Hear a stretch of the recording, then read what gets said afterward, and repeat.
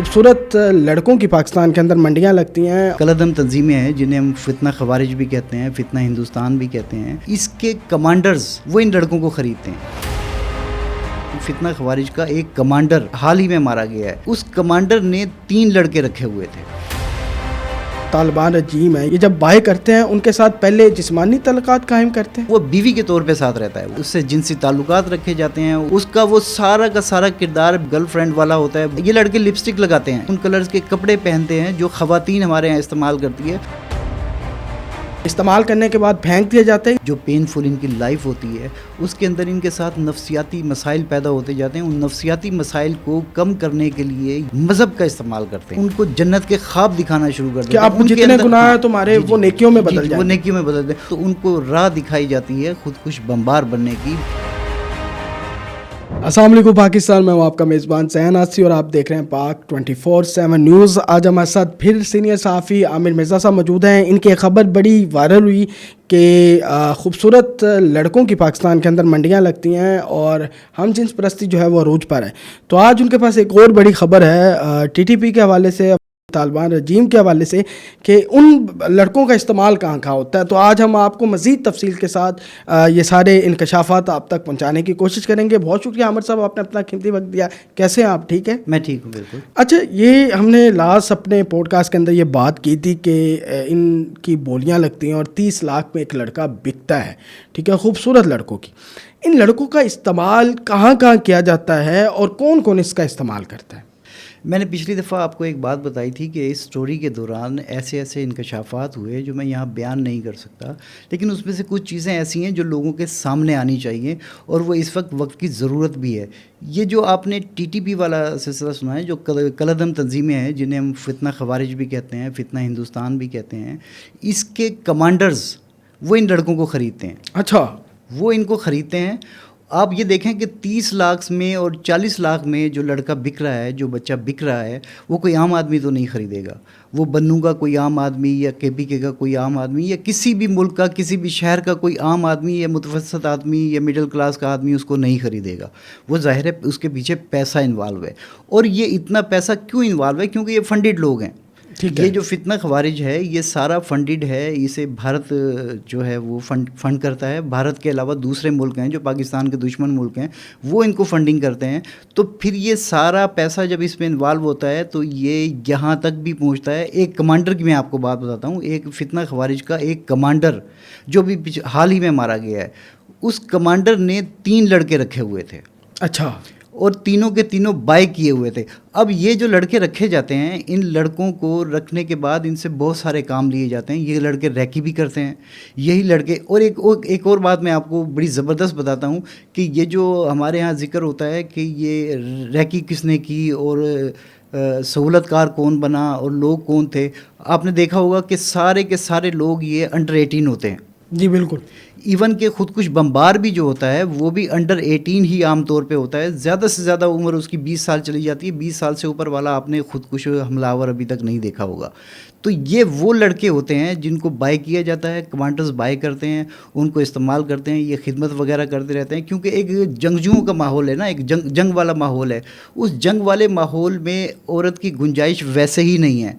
जबकि दूसरी तरफ अगर हम देखें तो जो ये ट्राइबल एरियाज़ हैं, ये जो ट्राइबल एरियाज़ के साथ हमारे बहुत सारे रसूम और रवाज वाले, रिवायतों वाले इलाके, वहाँ एक कल्चर बन चुका है कि औरत को तो बिल्कुल एक ढोर डंगर समझ लिया गया है या बच्चे पैदा करने वाली मशीन समझ लिया गया है। अब उसके अलावा औरत का कोई किरदार नहीं है उस माशरे में, उस समाज में। ये मैं उस माशरे और उस समाज की बात कर रहा हूँ जो जंगजू माशरा है, जो फाइटर माशरा है, या जो पैसे लेकर लड़ाई शिद्दत पसंद जो अफगानी रजीम की बात कर रहे हैं। हाँ जी, अफगान रजीम की बात कर रहा हूँ मैं, बिल्कुल। उन्होंने 2-2 4-4 लोंडे रख लेने होते हैं क्योंकि वो घर ही नहीं जाते। दहाइयों तक भी ऐसे ऐसे केसेस हैं कि दहाइयों तक एक शख्स बाहर निकला घर से और फिर वो वापस नहीं गया। ये बाद में फिर मिसिंग पर्सनस हो जाते हैं। फिर ये शोर मचाते हैं कि फ़लाना मिसिंग हो गया, फ़लाना जो है गायब है, और इनको जो है वो इदारों ने अगवा। अच्छा, उन लड़कों के साथ क्या ये जो तालिबान रजीम है या बाकी फितनातुल ख़ारिज हैं, ये जब बाय करते हैं उनके साथ पहले जिस्मानी तल्लुकात कायम करते हैं? बिल्कुल, उनके साथ जिस्मानी वो सारा कुछ करते हैं ना। वो बीवी के तौर पर साथ रहता है। वो कमांडर के साथ वो लड़का, वो छोकरा या وہ ملوک جسے وہ مقامی زبان میں بہت سارے نام اس کے رکھے جاتے ہیں، غلام جان اسے کہا جاتا ہے، اس کو بیوی کے طور پر استعمال کیا جاتا ہے، بیوی کے طور پر ٹریٹ ہوتا ہے، اس سے جنسی تعلقات رکھے جاتے ہیں، اس سے جو ہے وہ پاؤں دبوائے جاتے ہیں، اس سے خدمتیں کرائی جاتی ہیں، اس کا وہ سارا کا سارا کردار بیوی والا یا وہ جو گرل فرینڈ والا ہوتا ہے وہ کردار ہے اس کا. اور ان کے حلیوں سے بھی آپ کو پتہ چلتا ہے. یہ لڑکے لپسٹک لگاتے ہیں، یہ لڑکے وہ کلرز پہنتے ہیں، ان کلرز کے کپڑے پہنتے ہیں جو خواتین ہمارے یہاں استعمال کرتی ہے. جبکہ پختون معاشرہ تو بڑا اچھا معاشرہ ہے، بڑا شاندار معاشرہ ہے. پختون معاشرے میں آپ کو ایسا دکھائی نہیں دے گا یہ رنگ برنگے کپڑے پہننے والے لڑکے یہ کچھ اور ہیں. یہ بالکل ایک علیحدہ بریڈ پیدا ہو گئی ہے وہاں پہ نا. یہ مسلسل ایک کام وہاں ہوتا رہا، اس کے بعد ایک بریڈ پیدا ہوئی. اس بریڈ میں مردانگی نہیں تھی، وہ یہی تھے.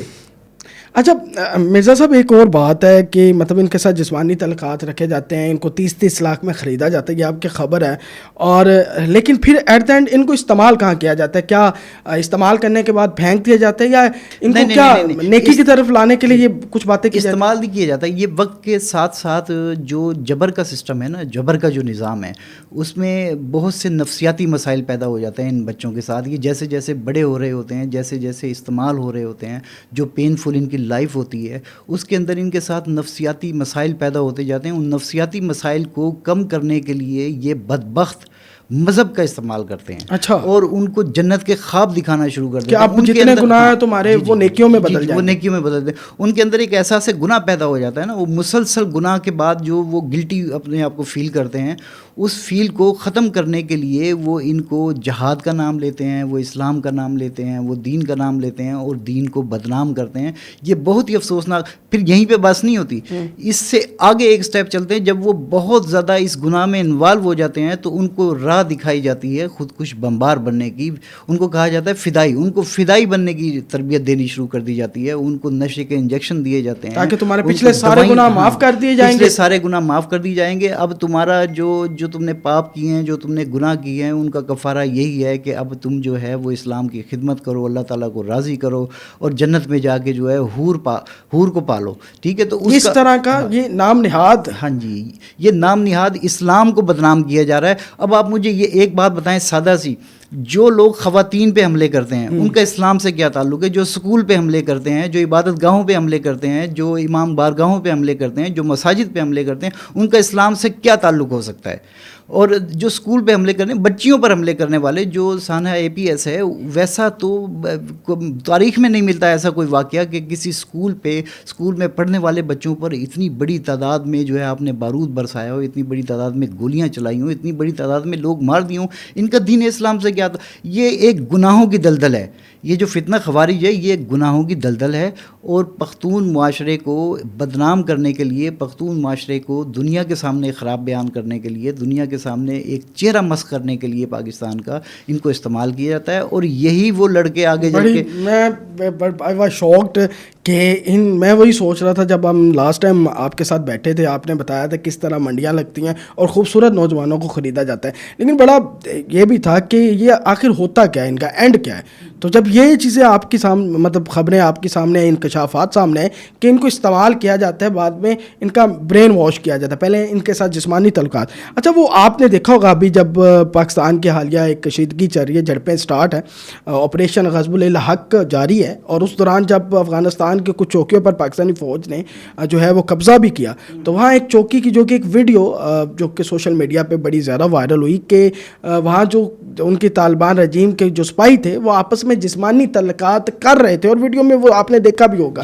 وہ ویڈیو بڑی وائرل، آپس میں لگے ہوئے تھے، بندوقیں ان کی سائڈ میں پڑی تھی اور ایک دوسرے کے ساتھ جسمانی تعلقات کر رہے تھے.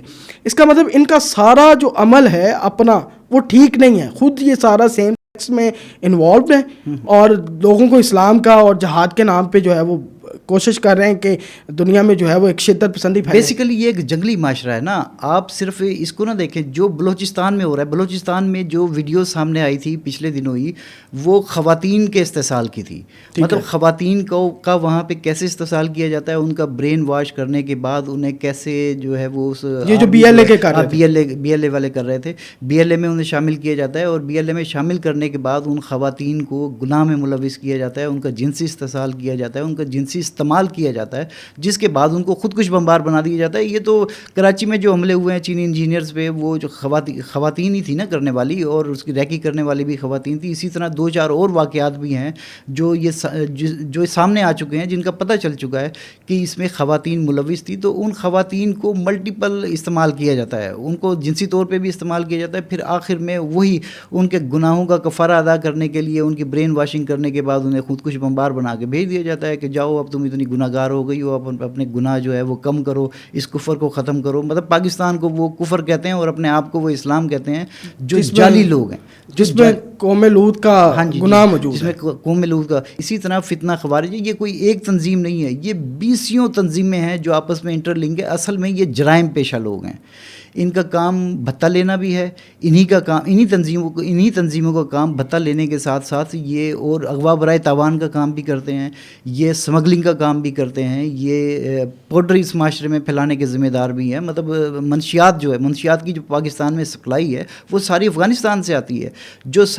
جو تیل سمگل ہوتا ہے وہ سارا انہی کے ذریعے آتا ہے, افغانستان کے ذریعے آتا ہے. مطلب پاکستان میں اس وقت جتنی برائیاں ہیں بڑی اس کا ذمہ دار افغانستان ہے, اور یہ سارا ایک نیکسس ہے, یہ ایک ساری ملی بھگت ہے. افغانستان اور فتنہ خوارج کے جھنڈے کے نیچے سارے 2 نمبر کام جو ہے اس وقت چل رہے ہیں پاکستان میں. اچھا عامر مرزا صاحب, لاسٹ جب آپ نے انکشافات کیے اس کے بعد پھر پوڈ کاسٹ بھی آپ کے ساتھ ہوا, تو اس کے بعد کیا آپ کی زندگی کو تھریٹ بھی ملا اور آپ کو دھمکیاں بھی ملی ہیں؟ نہیں, دھمکیاں کیا ملنی ہیں, بس وہ جو ہے نا, ان میں دھمکیوں کی تو دم خم اب رہا نہیں ہے. جو پاک فوج نے جو کچھ ان کے ساتھ کر دیا ہے, جو آپریشن چل رہا ہے وہاں پہ, اب یہ دھمکی دینے کی پوزیشن میں تو ہے نہیں. اب تو یہ ہے کہ سیدھا کہیں مل جائے تو کوئی 2 ہاتھ ہو جائیں. لیکن جو گالیاں پڑ رہی ہیں, جو کچھ ہو سچ رہا ہے, ہاں سچ بتانے پر, سچ بولنے پر جو گالیاں پڑ رہی ہیں, جو گالم گلوچ ہو رہی ہے, جو ہراساں کیا جا رہا ہے, آج کل وہ دور نہیں ہے کہ وہ دھمکیاں کسی اور طرح. آج کل سوشل میڈیا پر ہی سب کچھ ہو جاتا ہے. سوشل میڈیا پر وہ جو کچھ کر سکتے ہیں وہ کر رہے ہیں. لیکن جو سچ ہے نا وہ کبھی چھپ نہیں سکتا. میں اس بات پہ خوش ہوں کہ جب سے میں نے یہ سٹوری کی ہے اس کے بعد سے یہ معاملہ ہائی لائٹ ہو گیا. اب یہ سوشل میڈیا کے ساتھ ساتھ مین اسٹریم میڈیا میں بھی آ گیا, ایک بحث چل پڑی ہے, اور اس بحث میں خود میری بات کی گواہی, میری خبر کی گواہی, یا میں نے جو ریسرچ کی تھی اس کی گواہی خود سوشل میڈیا پر یہ لوگ خود دے رہے ہیں. وہاں سے لوگ بیان کر رہے ہیں کہ ہاں یہ سارا کچھ ہوتا ہے. کچھ لوگ گالیاں دے رہے ہیں. ہاں جی. اب مجھے ایک بات بتائیں کہ 40 لاکھ لوگ ایک ویڈیو دیکھ رہے ہیں.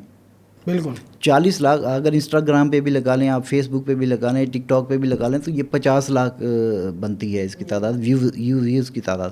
50 لاکھ لوگ جس پر ریئیکشن دے رہے ہیں, وہ کوئی ایسا معاملہ ہے جو نہیں ہے. صحیح بات ہے.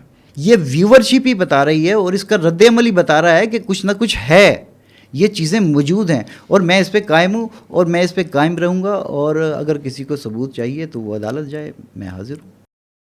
بہت شکریہ عامر مرزا صاحب, آپ کے ساتھ اس نشست کا بھی مزہ آیا. انشاءاللہ مزید بہت سارے انکشافات کرنا ابھی باقی ہیں, اور نیکسٹ پوڈ کاسٹ میں انشاءاللہ ہم آپ تک وہ چیزیں بھی پہنچائیں گے جو ابھی تک آپ کو نہیں پتہ. اپنے میزبان زینہ سے کو اجازت دیں. اللہ حافظ.